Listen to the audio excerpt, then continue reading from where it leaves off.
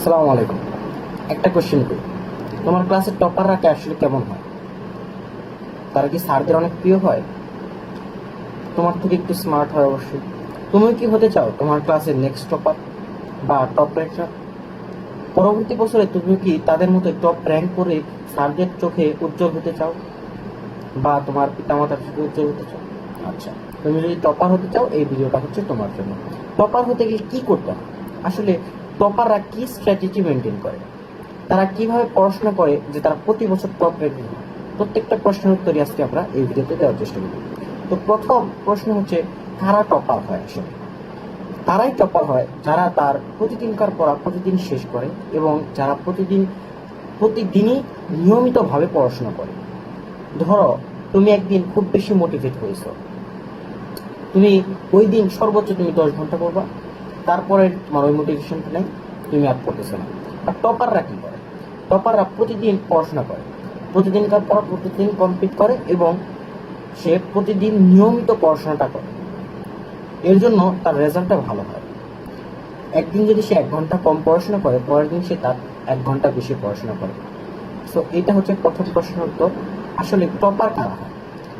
দ্বিতীয় প্রশ্নে আসি, টপাররা কিভাবে পড়াশোনা করে? আসলে পড়াশোনা করার স্ট্র্যাটেজিটা কি?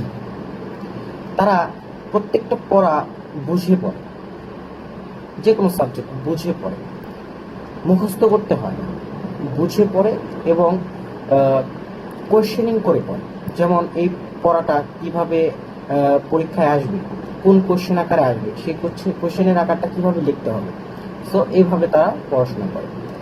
আর তারা শুরু থেকে অনেক বেশি সিরিয়াস থাকে, কারণ তাদের টপ র্যাঙ্ক করতে হয় এবং শুরু থেকে সিরিয়াস থাকে, শুরু থেকেই কনসিস্টেন্সি মেনটেন করে পড়াশোনা করে, ডিসিপ্লিন মেনটেন করে সব কিছুতে। এর জন্য তাদের সিলেবাসটাও কমপ্লিট হয়ে যায় এবং তারা সবশেষে ভালো রেজাল্ট করে এবং টপ র্যাঙ্ক করে।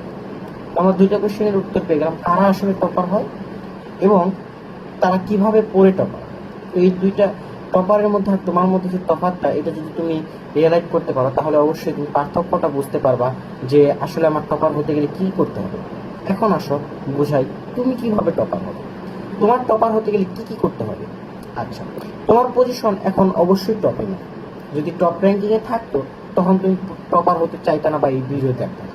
ঠিক আছে, তার মানে তুমি টপার হতে চাচ্ছ। তোমার পজিশন ধরে নাও, যে কোনো একটা পজিশন ধরে নিতে পারো তুমি, 50, 60, 100 বা তুমি আরো কম ধরে নাও, 24, 25 এভাবে ধরে নিতে পারো। ধরি তুমি 25 নম্বর পজিশন হোল্ড করো। তো 25 নম্বর পজিশনে তুমি যখন আসো, তোমার আগে আরো 24টা স্টুডেন্ট আছে। 24টা স্টুডেন্ট অবশ্যই তোমার থেকে ভালো পড়াশোনা করে, এর জন্য তুমি 25 নম্বর। তো তুমি কি টপার হতে গেলে 24 জন স্টুডেন্টকে এক এক করে বিট করবা, যে আমি 24 নম্বরকে তার থেকে বেশি পড়ে তাকে যে জিগাইলাম যে সে কতটুকু পড়াশোনা করে, সে বললো 8 ঘন্টা, আমি 9 ঘন্টা পড়লাম, আমি 24-এ আসলাম।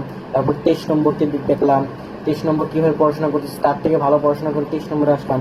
এভাবে করে কি তুমি টপার হবা? না, এটা খুবই একটা বাজে আইডিয়া বা বাজে এক্সাম্পল। এভাবে টপার হওয়া যায়। দেখো, একটা জিনিস খেয়াল করো, তুমি যে নাম্বারে পরীক্ষা দাও, অর্থাৎ তুমি যে পূর্ণমান 100 নম্বরে পরীক্ষা দাও, টপার যে ও কিন্তু 100 নম্বরে পরীক্ষা দেয়। ঠিক আছে, প্রথম কথা হচ্ছে, তোমার টপার হতে গেলে তুমি হুট করে পড়াশোনা স্টার্ট করে দিয়ে পরের বছর টপার হতে পারবে না, অর্থাৎ ফার্স্ট র্যাঙ্কার হতে পারবে না।